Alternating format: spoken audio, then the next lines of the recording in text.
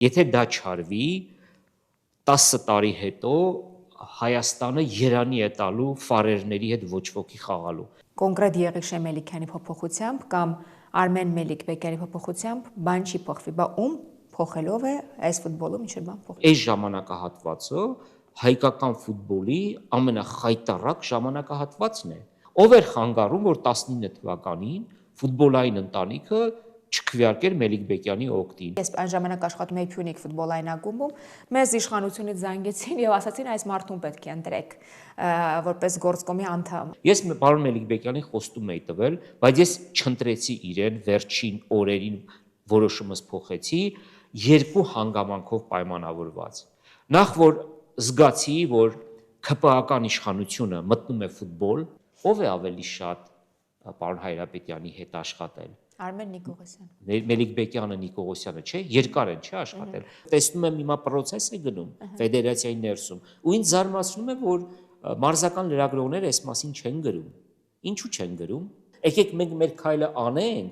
ու տեսնենք իշխանությունները ինչ են անում ու նորից ինձ կհիշեցնեք Մարկ Տվենի ասածը։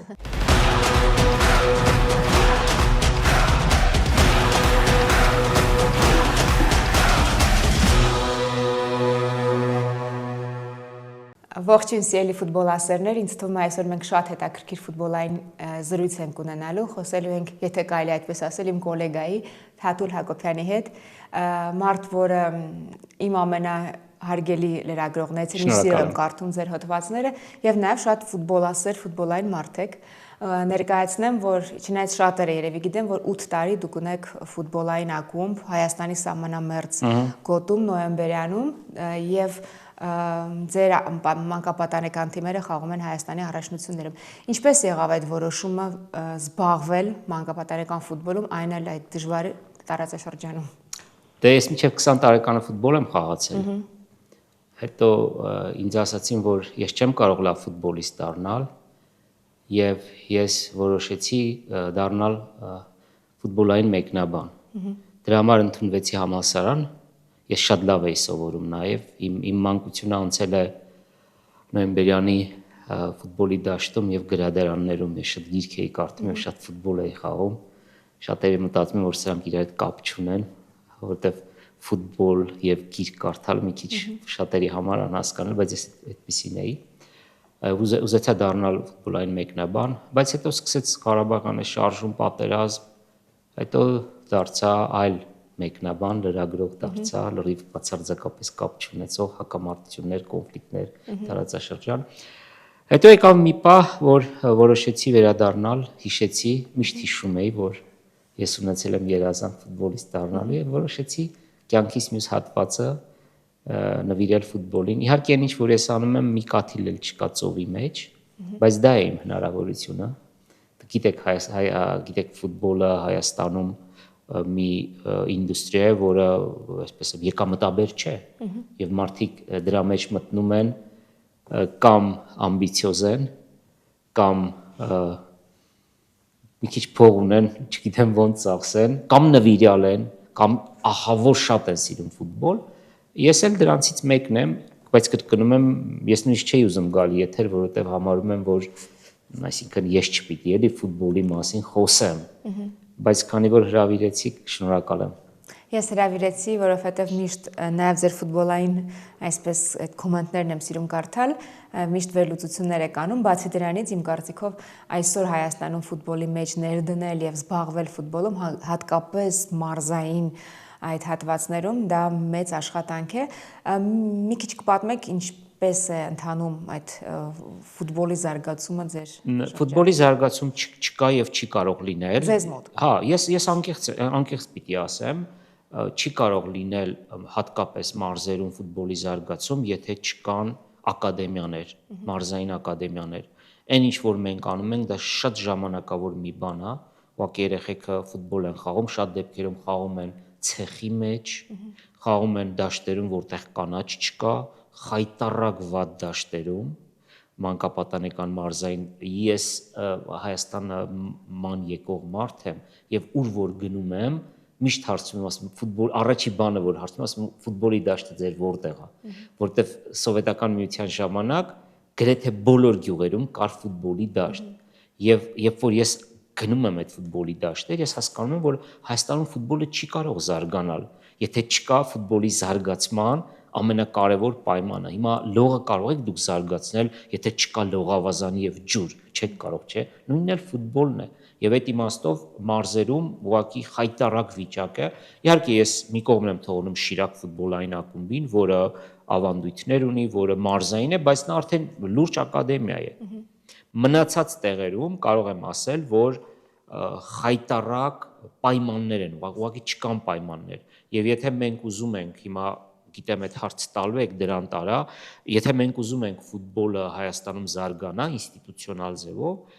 բոլոր մարզերում եւ բոլոր քաղաքներում պետք է լինեն մեծ ու փոքր ակադեմիաներ։ Հիմա, չգիտեմ, ամենամեծ ակադեմիան հիմա որն է, Ուրարտուն է երևի, մի քանի հազար, 2000, չգիտեմ, թվերը կարող է սխալվեմ,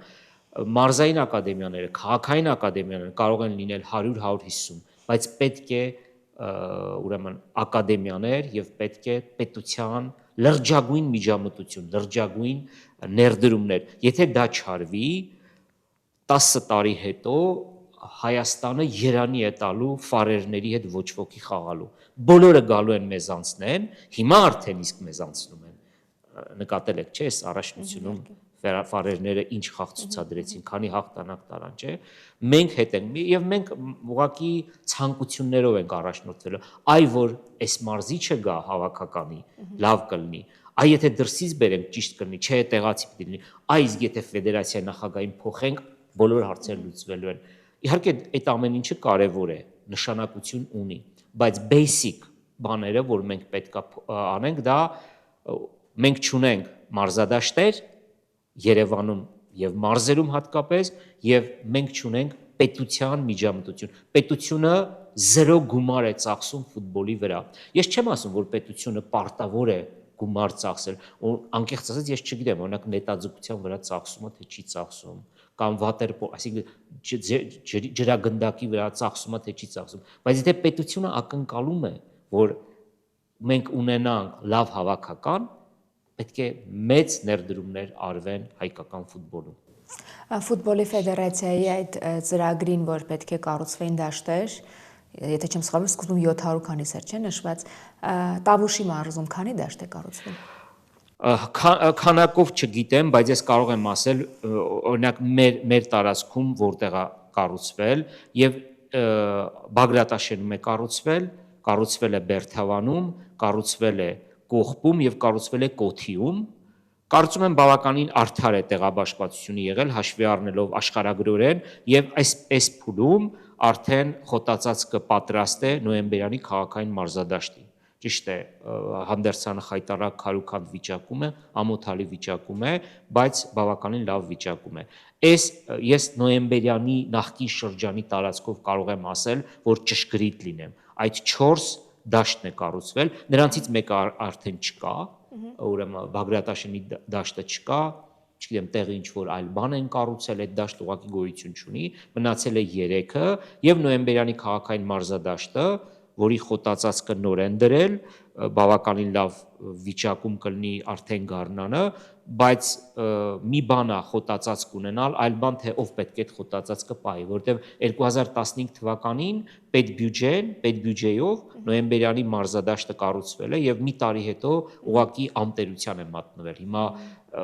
մենակ կառուցելը չի, էլի կարևորը թե ով է պահելու այդ դաշտը։ Իսկ այդ 3 դաշտերը, որոնք կան, ասացիք, բացի Բագրատաշենից, օգտագործվում են։ Դրանք ես նկատի ունեմ այդ 20-40 դաշտերը, որ ասում եք, դա նկատի ունեմ։ Այդ դաշտերում մենք էլ ենք խաղացել, երբ որ ունեցել ենք փոքր տարիքի թիմ, հիմա չենք խաղում, այդ տարիքի թիմ չունենք, բայց այո, օգտագործվում են։ Կարծում եմ, որ Կոթիի դեպքում դժվարանում եմ ասել, որովհետև չեմ գնացել, չեմ տեսել, բայց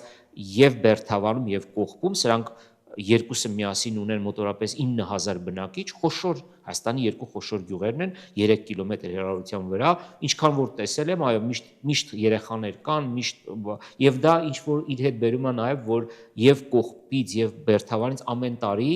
էլի Հայաստանի մանկապատանեկան թիմեր խաղում են։ Դա նշանակում է, որ արդյունք տվել է։ Սա կարող եմ ասել։ Ես չեմ ուզում շատ բան անեմ, էլի,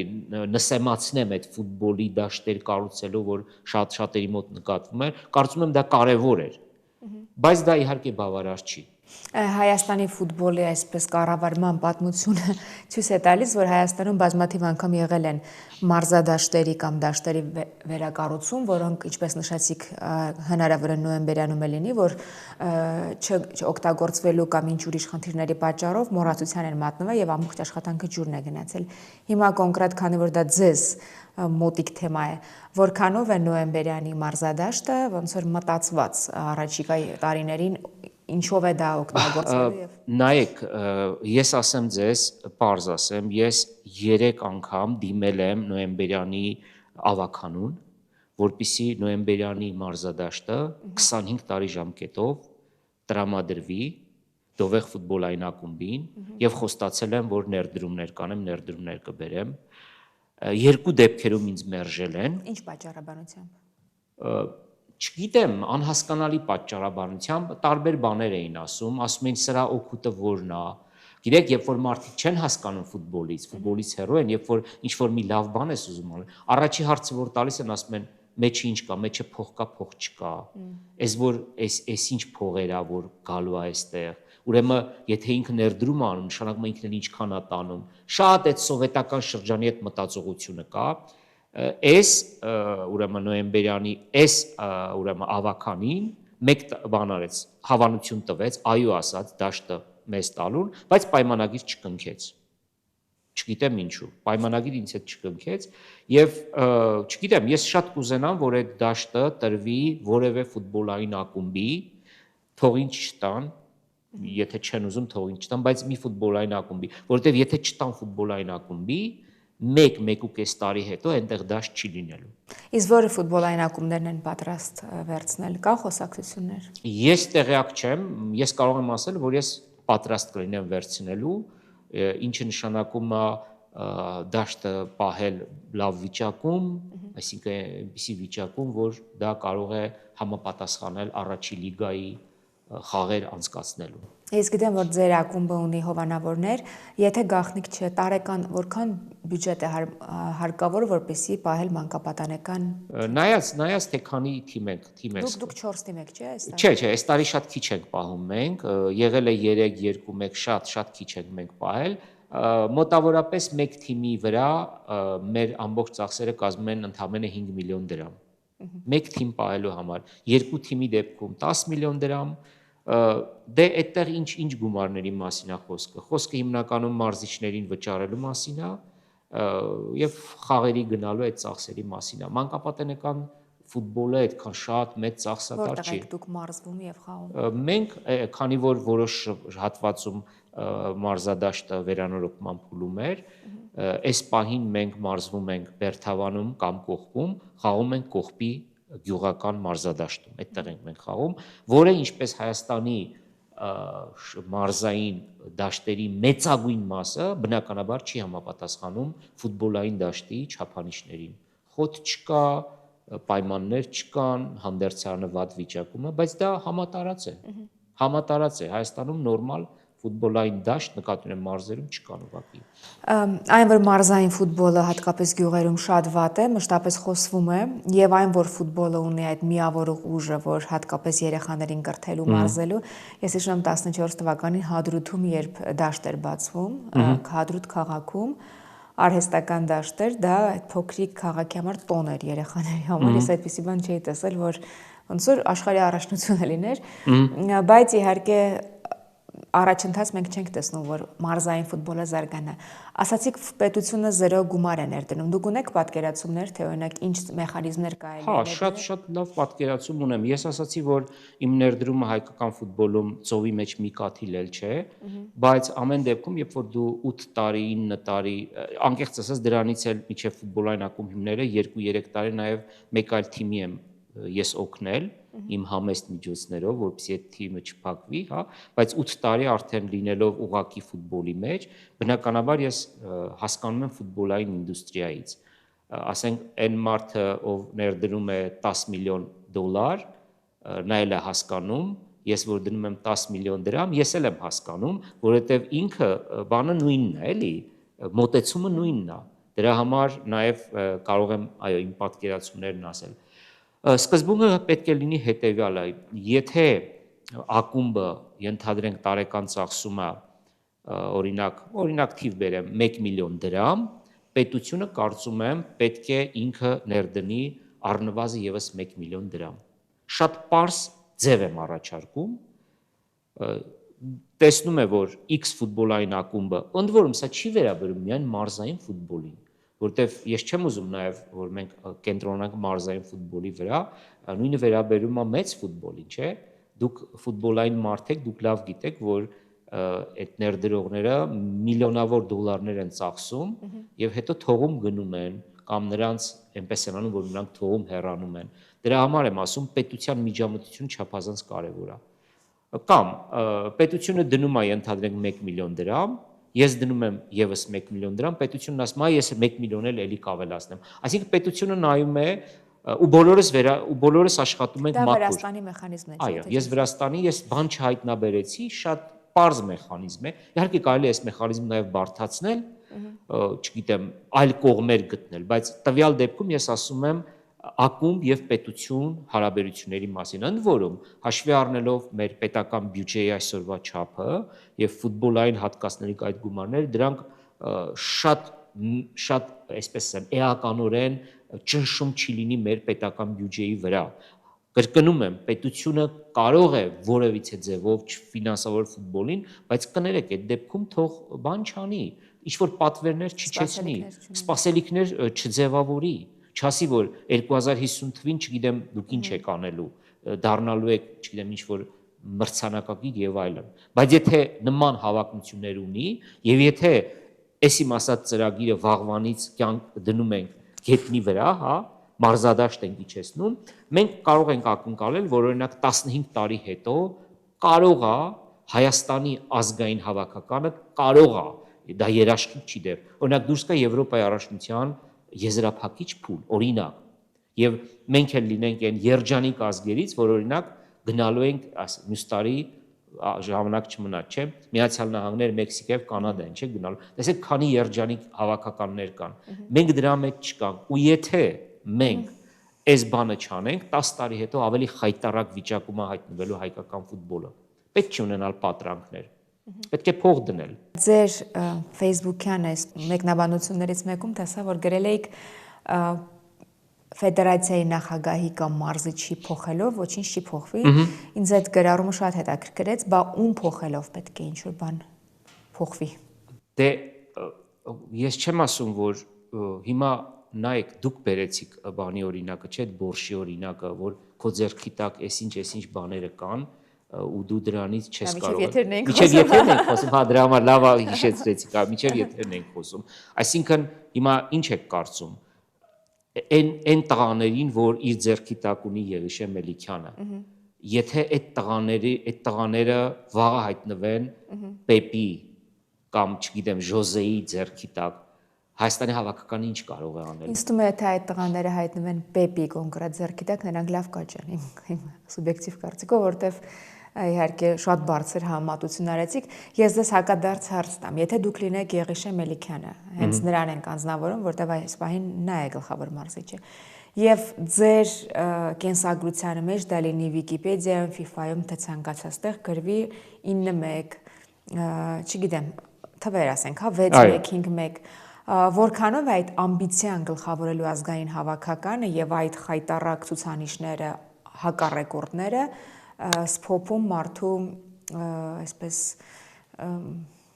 Չէ, դե շատ տխուր է այդ պատկերը, շատ տխուր է այդ պատկերը 9-1-ը, մի հատ էլ 9-1-ը։ Դուք կաշխատեք նման պայմաններում։ Ինձ չէ, ինչի եմ հարցնում, որովհետեւ երբ մենք պարտվում ենք վրացիներին, այսպես մի քիչ բան, հա, մեզ սկզբունքային մրցակցի 9 գոլ բաց թողելով, խաղից հետո ոնց որ այդ խավության նոխազ է գալիս Վարազդատ Հարոյանը, իհարկե խավության նոխազ չէ, բայց ինքը հայտնվում է եթերում։ Այո։ Հետո դե ներողություն ենք խնդրում, անցավ գնաց։ Հիմա եղավ այս խայտարակությունը Պորտուգալիայի հետ, իհարկե առաջնային պատասխանը, որտեղ Պորտուգալիան ուժեղ հավաքական է, բայց 9-1 դա իհարկե ընդհանրապես։ Չէ, արդարացնելու բան չկա, մանավանդ եթե Եվ ով մենք պետք է նայենք պատասխան տա, ով պետք է պատասխանատվություն կրի։ Եթե ժամանակին մարզիչներ էին փոխվում, նույն Ռուբեն Հայրապետյանի ժամանակ այսպես ուղղակի ռակերովկա են անում։ Հիմա նույն մեխանիզմը, եթե դա Պետրակովի վրա ջարդվեց, հիմա բերել են Եղիշե Մելիքյանին եւ կրկին ինձ ուզու ձեր կարծիքն է հետաքրքիր, որ դուք ասում եք կոնկրետ Եղիշե Մելիքյանի փոփոխությամբ կամ Արմեն Մելիք-Բեկյանի փոփոխությամբ բան չի փոխվի, բա ում փոխելով է այս ֆուտբոլում ինչ բան փոխվում։ Դե ես ավելի հայեցակարգային մոտեցում եմ ուզում այս խոսակցությունը տանել այդ ուղղությամբ։ Ես չեմ ասում ոչ մի բան չի փոխվի։ Իհարկե մարդ անհատների դերակատարությունը կարևոր է, բայց պետք է հասկանանք, թե այդ անհատների ձեռքի տակ ինչ բան կա, ինչ բաղադրատոմս կա, որոնցից կարող ենք իմանալ ճաշը համով է, թե համով չի։ Սա է իմ ասած։ Ես չեմ ասում, որ էական չի, ես դա չեմ ասում, մանավանդ դուք գիտեք, որ ես ֆեդերացիայի 34 անդամների ձայն ունեցող միակն եմ, որ երկու ընտրություններում էլ պարոն Մելիք-Բեկյանին չեմ քվեարկել, եւ այդ իմաստով եմ ես շատ հանգիստ խոսում, որտեվ հանգիստ եմ, որտեվ չեն կարող ինձ մեղադրել, որ ես լատենտ Մելիք-Բեկյանին եմ պաշտպանում, հա, թաքուն Մելիք-Բեկյանին եմ պաշտպանում, ես սկզբունքներն եմ ասում։ Իհարկե, եթե ավելի ֆուտբոլային մենեջերը, ավելի ֆուտբոլային մարդ լինի, լավ մենեջեր լինի, փոփոխությունները կլինեն, բայց համարենք, որ դրանից շատ բան կփոխվի, չեմ հավատում, որ դրանից շատ բան կփոխվի, եւ ես չեմ ուզում, որ մենք ֆուտբոլասերներին հերթական անգամ, այսպես ասեմ, հա, մի հատ հաղթանակ տանենք ու ասենք, արդեն լավանալու է, արդեն ամեն ինչ լուծը, չէ, չի լավանալու։ Իմ ասածը հետեւյալն է, եթե պետությունը այն մարդկանց հետ, ովքեր ֆուտբոլում ներդրումներ են անում, իրենց հետ չի աշխատում եւ չի աշխատելու, եթե աշխատի 10-15 տարի հետո մենք կունենանք հաջողություններ, եթե չաշխատի, ում ուզում ենք բերենք, ինչ ռակիրովկա էլ անենք, շատ բան չի փոխվի։ Հա, օրինակ կարող է ասենք Հունգարիայի հետ մի հատ այս խմբային փուլի համար եմ ասում, մի հատ ոչ ոքի ավելանենք, բայց մեծ հաշվով շատ բան չէր փոխվի, կամ 4-րդ տեղի փոխարեն 3-րդ տեղը գրավենք։ Սրանով ես չեմ ուզում արդարացնել այդ խոշոր հաշվով պարտությունները, մանավանդ որ մենք Պորտուգալիայի հետ ժամանակին շատ լավ ենք խաղացել, չէ՞։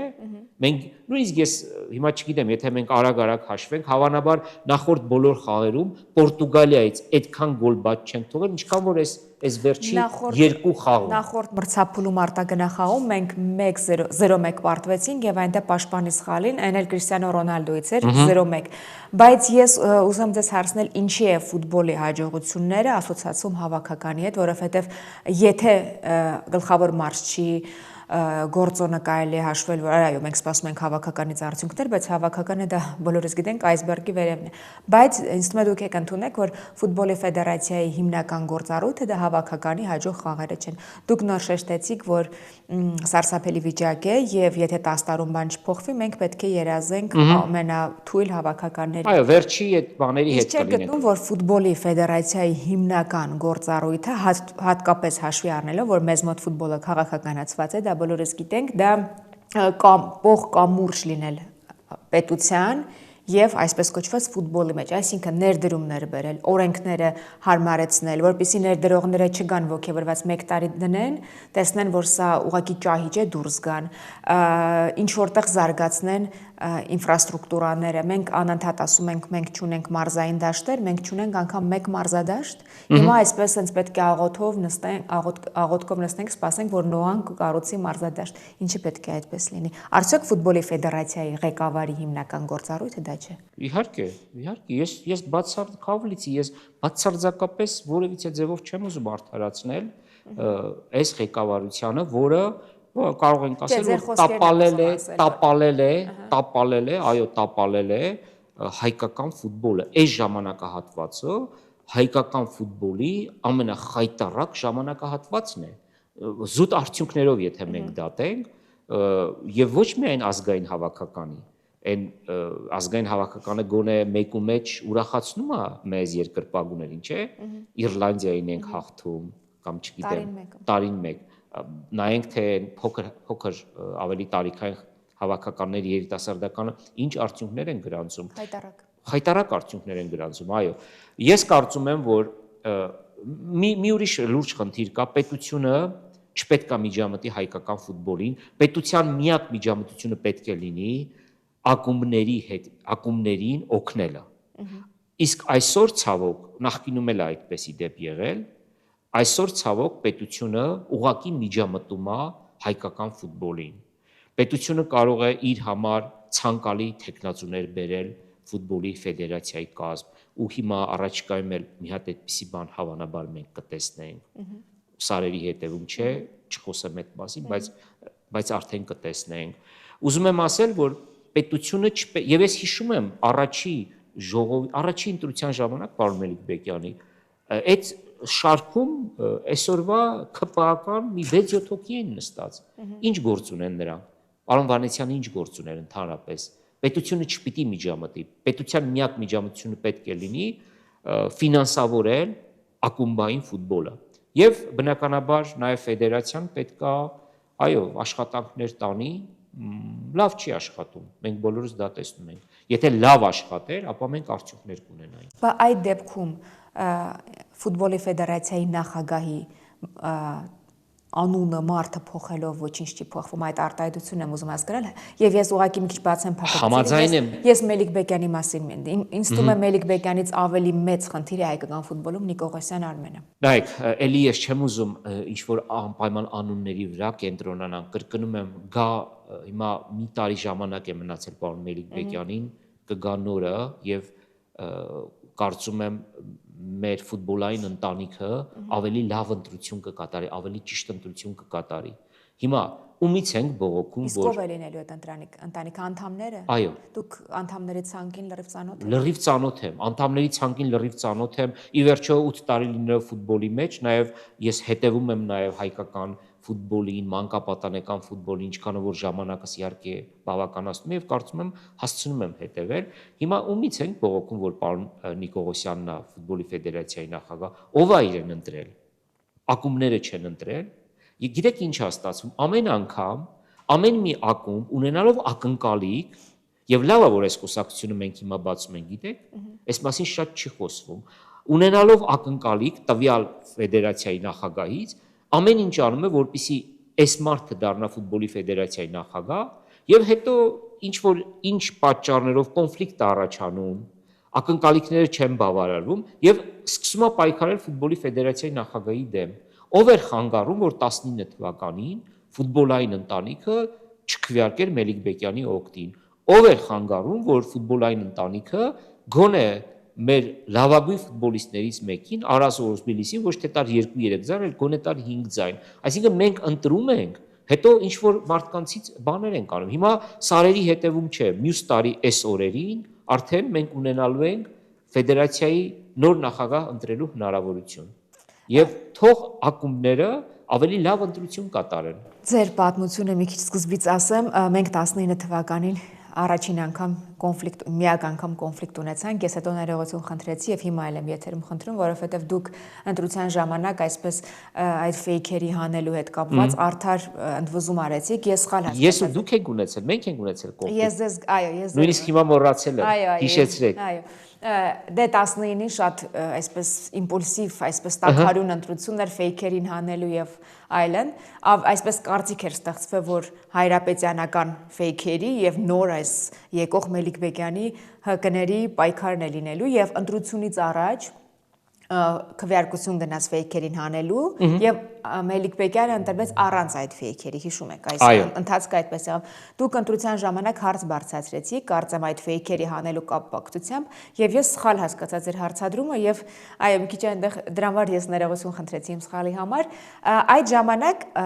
հետադարձ նայելով իմ կարծիքով այդ ընտրությունները կեղծվեցին։ Ինչի համար, որովհետեւ առաջին հերթին նախ միջև 18 թվականին ես հիմա կասեմ եթերով եւ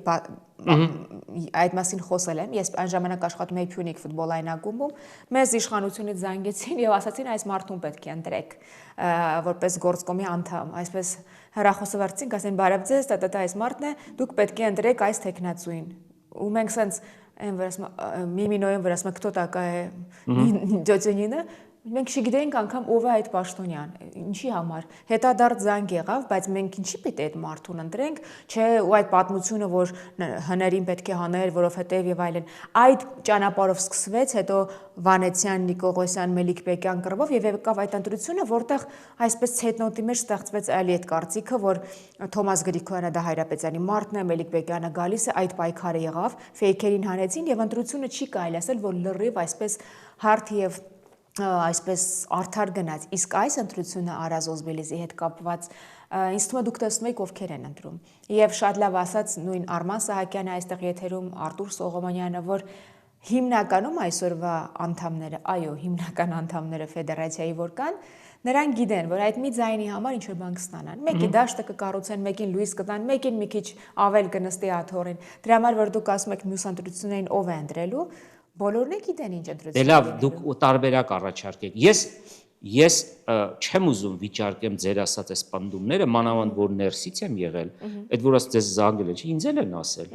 Ինձ էլ են ասել, բայց գիտեք, ամեն մեկին մի ձևով են ասում։ Եթե դու մի քիչ հանրային ճանաչողություն ես ունենում, քեզ քո հետ չեն կարող շատ կոշտ ձևով խոսել, եւ օրինակ իմ հետ կոշտ ձևով չեն խոսացել։ Եվ ես ձեզ ասեմ, անկեղծորեն ասեմ, եւ ես կոստ չասեմ, չէ, բան չասել մի քիչ այսպես է, բայց ես ձեզ անկեղծ չի եմ ուրիշ տեղ ասել եմ թե չէ, բայց եթե ասել եմ, ոչինչ, թող երկրորդ անգամ ասեմ։ Ընտրություններից առաջ պարոն Մելիքբեկյանի հետ հանդիպել ենք այն աշխատավայրում, որտեղ ես ժամանակին աշխատում էի, եւ ես խոստացել եմ պարոն Մելիքբեկյանին, որ իրեն ձայն կտամ, որտեղ բոլոր տեխնացուները բնականաբար հանդիպում էին եւ գործկոմի անդամների եւ բազմաթիվ անդամների հետ եմ նաեւ հանդիպել, որ ասում էին դե դուք տեխնացու չունեք, մեզ կընտրեք, ամեն մեկին մի խոստում տվել են։ Ես պարոն Մելիքբեկյանին խոստում էի տվել, բայց ես չընտրեցի իրեն վերջին օրերին որոշումս փոխեցի երկու հանգամանքով պայմանավորված։ Նախ որ զգացի, որ ԿՊԱ-ական իշխանությունը մտնում է ֆուտբոլ, որի իրավունքը իրենք չունեն, ես դա իմ համար շատ տհաճ էր այդ ամենը, գիտեք։ Մի կողմից ես խոստում էի տվել պարոն Մելիքբեկյանին, մյուս կողմից ես չէի կարող այդ պայմաններում, երբ որ տեսնում եմ ամբողջ բանը այդ դահլիճի ժողովի ժամանակ գոնե երկու շարք նստած են այսօրվա բանը ազգային ժողովի նախագահը, փոխնախագահը եւ նախարարներ, այլ պաշտոն թիվ 1 բանը դա էր, որի ինձ հետ մղեց այդ բանից, որ ես չեմ կարող ընտրել, սա իշխանությունները միջամտում են այս ամեն ինչին։ Դրա համար ես իրեն որոշեցի եւ այդպես էլ արեցի, չքվեարկեցի եւ 13-7 հարաբերակցությամբ, եթե չեմ սխալվում, հաղթեց կամ ընտրվեց պարոն Մելիքբեկյանը։ Երկրորդ բանը, որ իմ դուրը շատ չեկավ, դա նա էր, երբ որ Թովմաս Գրիգորյանին, որին ես չէի ճանաչում եւ պարոն Գրիգորյանի հետ հանդիպել եմ ընտրություններից երևի 2 օր առաջ, որտեվ ինքը իմանալով, որ ես չեմ ընտրելու, որտեվ ես այդ մասին գրառումներ էի անում, հա, ինքը ինձ առաջարկեց, որ իրեն ընտրեմ, ես իրեն էլ չընտրեցի, բայց պատճառը, որ Մելիքբեկյանին չընտրեց երկրորդը, գիտեք որն էր։ Ստեղծվել էր մի իրավիճակ, որ Թովմասին համարում էին, որ բանի պարոն Հայրապետյանի դրածոն, պարոն Հայրապետյանի մարդը, կներեք, ով է ավելի շատ պարոն Հայրապետյանի հետ աշխատել։ Արմեն Նիկողոսյանը։ Մելիքբեկյանը, Նիկողոսյանը, չէ, երկար են, չէ, աշխատել։ Սա էլ իմ համար հետ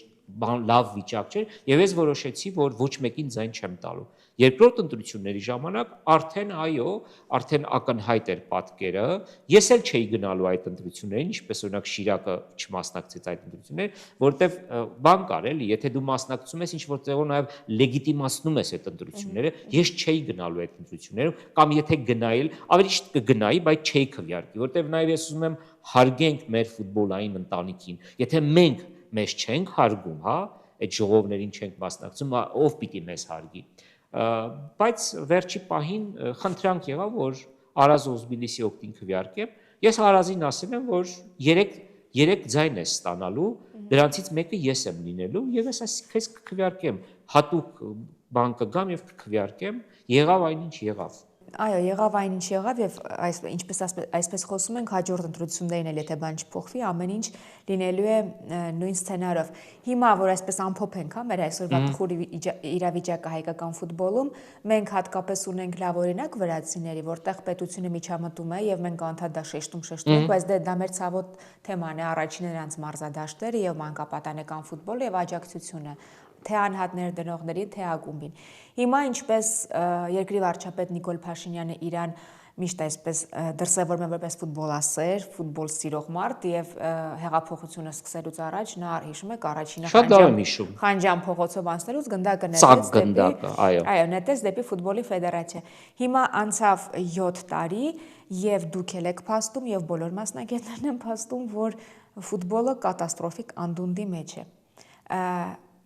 Ինչպես անել, որպեսզի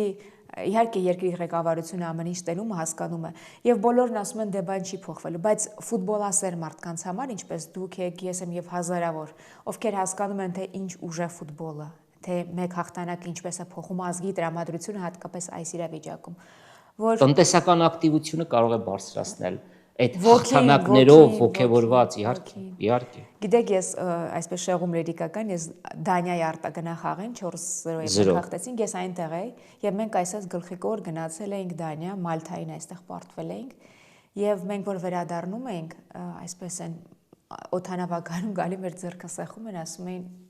ապրեք ու այդ զգացողությունը ինձ թվում է իմ կյանքը մի 10 տարով երկարացած, որտեղ դու քեզ հպարտ ես զգում, այն էլ այս իրավիճակում, որ մենք բոլորս գլխիկոր ենք ապրում։ Ինչ մենք հասարակ քաղաքացիներս, լրագրողները, երկրպագուները, որոնք այդքան ընդվզում են, այդքան տեսնում եք զրկանքներ են կրում, ինչպես հասցնենք ինչ որ մի օղակների, որ անդունդի եզրին են կամ արդեն անդունդում են։ Հիմա մյուս տարի ընտրություններ են, ես ակնկալում եմ, որ ֆուտբոլային լավ մենեջեր կկարողանանք մենք կկարողանանք ընտրել, հուսամ, որ իշխանությունները չեն միջամտի, իրենց մարդուն չեն պարտադրի ֆուտբոլային ընտանիքին, հուսանք, բայց դրա երաշխիքը ես չունեմ։ Ես մի երաշխիք կարող եմ տալ, որևէ իշխանություն կոնկրետ իմ վրա չի կարող ճնշում բանեցնել, որպեսզի ես ընտրեմ կամ չընտրեմ այս կամ այն տեխնացուին, բայց ամեն մեկը իր համար կարող է նման պատասխանատվորեն այդպիսի բան ասել, չգիտեմ, հուսամ, որ մենք կարողանանք ընտրել ավելի լավ ֆուտբոլի ֆեդերացիայի նախագահ, պետությունը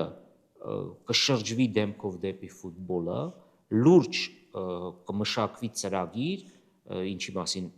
խոսեցինք մենք, որ պետությունը պետբյուջեի շրջանակներում կօգնի ֆուտբոլային ակումբներին եւ աշխատանքով, ամենօրյա աշխատանքով հասնել այդ վիճակին, բայց այդ վիճակին մենք կհասնենք, կրկնում եմ 10-15 տարի հետո, եթե այսօր սկսենք, այո, եւ պետք չի, գիտեք, քաղաքականության մեջ, քանի որ ես ինքս քաղաքական լրագրող եմ ավելի շատ եմ օգտագործում հայկական մաքսիմալիզմ ձևակերպումը, երբ որ հայ ժողովուրդը իր ուժերը ճիշտ չի գնահատում, մի հատ էլ թերագնահատում է հարևանների ուժերը ու ամեն անգամ դառապարտություն է կրում ու ասում է վայ ես ինչու այսպես եղավ։ Նույնը ֆուտբոլում է, պետք չի ակնկալիքներ ձևավորել, որ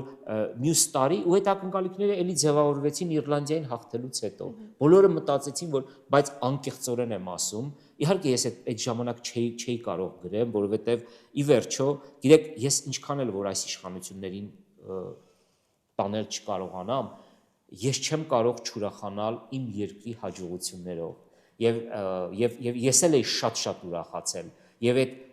Իռլանդիայի հաղթանակը ես կրեդիտը չէի տալիս իշխանություններին, ինչպես շատերն են տալիս եւ չեն ուրախանում, ասում են, վայ, այս դեպքում կրեդիտը, ես այդպեսի բան չունեմ։ Եվ ես շատ էի ուրախացել, բայց մեջս վստահ է, որ մենք խմբում վերջի տեղն ենք զբաղեցնելու։ Որտեվ եթե ֆուտբոլից մի քիչ հասկանում ես, տեսնում ես ինչ հավաքականներ է։ Եվ այո, 10-15 տարի հետո մենք կարող ենք արդեն ունենալ հավաքական, որը կարող է պայքարել եւ լինել այն երջանիկ ազգերից մեկը, որ չգիտեմ 15 տարի հետո որտեղ է լինելու աշխարհի կամ Եվրոպայի առաջնությունը, որպեսզի մենք էլ ուրախանալու առիթ ունենանք։ Եվ այդ առիթը մենք երբեք էլ չենք ունեցել եւ Հիմա շատ հեռու ենք դրանից եւ պետք չի ձևավորել այդ ակնկալիքները, որ Մելիք Բեկյանին փոխեցին կլինի, այ Եղիշե Մելիքյանը եկավ, այ ինքը կարող է մի բան անել։ Մի բանով չի լինելու այդպես։ Քանի դեռ չի տարվել համակարգված քրտնաջան աշխատանք բոլոր այդ օղակներում։ Դուք խոսեցիք մարզային ֆուտբոլից, մի բան եմ ուզում ասել, չգիտեմ, անկախությունից հետո մենք մարզային ունեցել ենք, բացի Վահան Բիչախչյանը, որը իհարկե հասել է ազգային հավաքական եւ նաեւ բավականին առաջ է գնացել Լեհաստանը միջին կարգի առաջնություն է։ Մենք չենք տալիս, չէ՞ ֆուտբոլիստ։ Այս հարցը պիտի տալ։ Ինչն է պատճառը, որ երկրի բնակչության 1 միլիոն գյուղական շրջանները, այսինքն այդքան անճարակ են, այդքան թույլ են, սա ինչ է նշանակում։ Սա նշանակում է, որ չկան ենթակառուցվածքներ։ Դրա համար է միայն Վահան Բիչախչյան տվել։ Էնել գիտեք ինչու է տվել, որտեղ կա Շիրակ ֆուտբոլային ակումբը, որը ունի բավականին լավ ենթակառուցվածք։ Սա է։ Եթե ուզում ենք, պետք է վաղվանից, այսօրվանից սկսենք աշխատել։ Ես այդ Իռլանդիայի հավաքականի հաղթանակը հիմա որ ասեմ, գիտեմ վատը մեկնաբանություններ են գրելու, բայց ինձ համար այդ հաղթանակները մեզ վնասում են, որովհետև վերջին 10 տարին, ինչպես դուք գիտեք, մեր այդ մաքսիմալիզմը հաղթանակները ուրախանալու, մենք մեկ հաղթանակից հետո արդեն մեզ աշխարհի առաջնության ենք տեսնում, բայց դա կորցնում է մեր զգոնությունը եւ հասկանալու իրական միշտ այդպես եղել։ Արթուր Պետրոսյանն եկավ, եթե չեմ սխալվում, Շալանդից հետո, չէ՞, մի անգամ 16 թվականին, չէ, թե այնտեղ արանքում եղավ։ Նա եկավ, առաջի խաղը հաղթանակ եղավ, եթե չեմ սխալվում Մոնտենեգրոին, եւ այսպես ամեն սխալ, ամեն խնդիր մոռացվեց, բայց իրականում կոնկրետ ես չուրախացա Իռլանդիայի ես ուրախացա, որ դա Իռլանդիան էր, որտեղ ինչ եք ասում։ Մեր սկզբունքային մրցակիցն է, հասկանում եմ ինչ եք ասում, այո։ Մենք այդ խաղից հետո ունեցանք։ Ես էլ եմ համաձայն ձեզ հետ։ Ես էլ եմ համաձայն, այո, որովհետեւ երբ որ դու այդ երազանքների վրա ես ամեն ինչ կառուցում, պարզա որ հետո դառնում է 9-1, 9-0, մի հատ էլ 9-1 եւ այլն եւ այլն։ Համաձայն եմ ձեզ, իհարկե։ Այն որ ասացիք մյուս տարի եթե իշխանությունը չմիջամտի եւ չպարտադրի իր Ես տեղեկություններ ունեմ, որ արդեն իսկ սկսել է միջամտել։ Ես այնտեղից էլ չունեմ հույսեր։ Ես որ ասում եմ հուսամ, ես բան չունեմ, որովհետեւ տեսնում եմ հիմա process է գնում ֆեդերացիայի ներսում։ Ու ինձ զարմացնում է, որ մարզական լրագրողները այս մասին չեն գրում։ Ինչու չեն գրում։ Չգիտեն ինչ խմորում է գրում։ Ես դες կրկին ասեմ, դուք կարող եք ինձ ասել դուք եք լրագրող, բայց ես այստեղ խոսում եմ որպես ընտանիքի փոքր անդամներից մեկը։ Եվ ես չեմ ուզում, որ օգտագործեմ իմ լրագրողի գլխարկը եւ այդ բաների մասին գրեմ, բայց կարծում եմ ժամանակն է, որ մեր ֆուտբոլային մեկնաբանները այս թեմայի մասին գրեն։ Ես մոտ մի քանի ամսվա այսպես տեղեկությունով ասեմ, որ երբ խոսակցություններ կան եւ այսպես ներսից, որ եթե այս տանդեմը փոխվի, իհարկե ավելի շատ Մելիք Բեկյանի անունը շոշափվում էր, կարծես Նիկողոսյանի անունը այս պաշտոնում, կրկին գալու է մարդ, որը լինելու է իրենց թիմից, ուղղակի Գումայելինի տեղերն է փոխվում։ Հայ ժողովուրդը որքան մեր թերություններից խոսանք, մեր այսպես էմոցիաներից, մեր այսպես պսևդոպատրիոտիզմից, բայց կառավարման առումով շատ տաղանդավոր մարդիկ ունենք ամբողջ աշխարհում։ Արդյոք չեք տեսնում մարդկանց կամ արդյոք շփվել եք հաջողակ հայերի հետ, ովքեր կարող են բերել իրենց գիտելիքները ներդնել եւ զարգացնել հայկական։ Կարող է, կարծում եմ կան այդպիսի մարդիկ, ես հենց դա էլ նկատի ունեի եւ լավ կլինի, որ հենց այդպիսի մարդիկ լինեն, որոնք նախ ունենան, գիտեք, շատ կարեւոր է, որ իրենք աշխարհին նայում են ոչ Երևանի պատուհանից, ավելի լայն պատուհանից են աշխարհը տեսնում։ Այդպիսի մարդիկ կարծում եմ կան ֆուտբոլային աշխարհում եւ իրենց փորձով, իրենց գիտելիքներով, իրենց ունեցած նաեւ ֆինանսական միջոցներով, սա էլ եմ ես կարևորում, այո, կարող են բան փոխել հայկական ֆուտբոլում։ Այսինքն նրանք կան։ Այո։ Ուղղակի նրանց չեն թողնում մոտենալ, թե նրանք դեռ այդքան մոտեցած չեն այս պահին ֆուտբոլին։ Եվ որպեսզի նրանք գան այդ մարդիկ, չգիտեմ, հավանաբար նույն մարդկանց մասին է իմ եւ ձեր ուղեղի մեջ իմ այդ նույն մարդկանց ենք մենք, հա, բանանում, չենք ուզում անուններ տալ, որովհետեւ դրա Ես գիտեմ մի քանի մարդ։ Ես էլ գիտեմ մի քանի եւ վստահ եմ, որ այդ նույն մարդկանց մասին ենք մենք խոսում, բայց չեմ ուզում, որ հիմա անունները տանք։ Ես կարծում եմ երկու խնդիր կա։ Առաջին, նրանք չեն ընկալվում իշխանությունների մարդ, եւ երկրորդ, այդ մարդիկ իմ համոզմամբ պետք է այնուամենայնիվ այո, վերջին տարիներին զբաղված լինեն հայկական ֆուտբոլով։ Իհարկե սա կարող եք համարել արհեստական խոչընդոտ, որ դե ինչ պարտադիր է զբաղված լինեն, որովհետև եթե այդպես ենք նայում, ապա շատ քիչ ընտրության հնարավորություն ենք մենք ունենում, դա էլ եմ հասկանում, բայց կարելի է այդ երկուսը համատեղել եւ լավ ընտրություն կատարել։ Բայց ես նաեւ չեմ ուզում արժե զրկեմ ֆեդերացիայի անդամի ձայն ունեցող 34 ակումբների դերակատարությունը։ Ի վերջո, մենք պետք է հասկանանք, որ նաև մենք, ոչ թե նաև մենք, այլ մենք ենք ընտրություն կատարում։ Ընդ որում այդ ընտրությունը փակ գաղտնի է։